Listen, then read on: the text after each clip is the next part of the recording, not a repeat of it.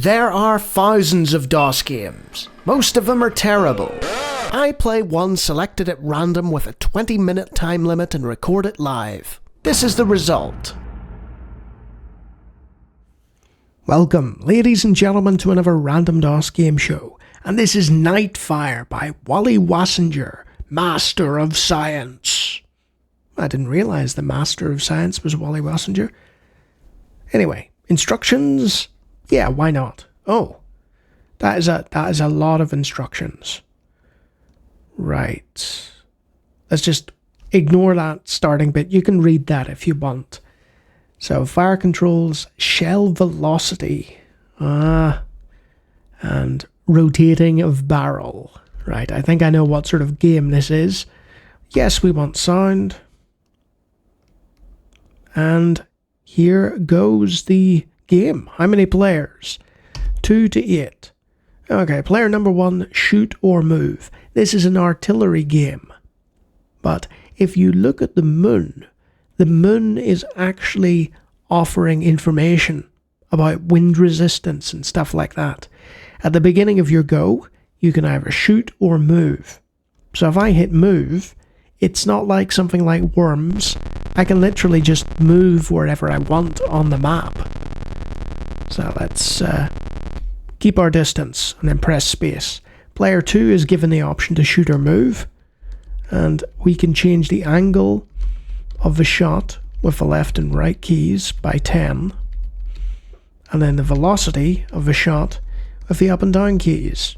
And then when we're happy with that, we'll hit space. And there goes our shot. It's gonna fall short. And there's the PC speaker music. Kaboom! Okay. So it might take me about 6 years to actually, let's just change that angle. Right. Try that. Oh, that's a bit short. Need more velocity. Oh, and the PC speaker is even higher if it comes from a greater height, as in higher in pitch. So let's just straight up shoot. We're going to increase the angle a little. We're going to bump up that velocity to get across the map. And we're going to shoot. And it's fallen short again. You see the way the trajectory went there? It was sort of like heading in sort of the right direction. But the wind resistance and the actual weight of the artillery itself stopped it in its tracks. So let's really pump up that velocity and lower the angle a little bit. Boom. Nope. I'm almost hitting the same spot. Look at that. As I previously hit with one of the tanks. So let's try that one more time.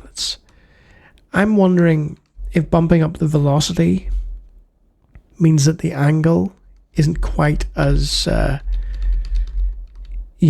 up and down. Maybe the velocity will take it far initially, and then the angle will just terminate it. I was closer that time, but you get the idea with this one. It's a multiplayer artillery-based game. Interesting mechanics and a nice little gauge on the moon. It does what it says on the tin. It's no Scorched Earth, but it's not particularly bad either. So well done, Wally. You made an interesting little artillery game, and fans of artillery games who haven't come across it might want to give it a try, provided you have some friends to play with. I can imagine an 8-player game of this would be spectacular. And if you like me talking about random DOS games, I do it all the time. Feel free to take a look at the hundreds of other videos on the channel. And if you like what you see there, you can always subscribe.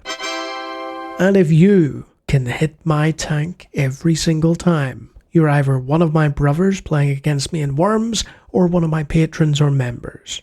Look at those great people. A secret cabal of turret-moving velocity shakers. Whatever that means. Great folk. So yeah, it's no Scorched Earth, it's no Worms, but it's a decent little turn-based artillery game. It's a shame there's no AI though, by the looks of things. Until next time.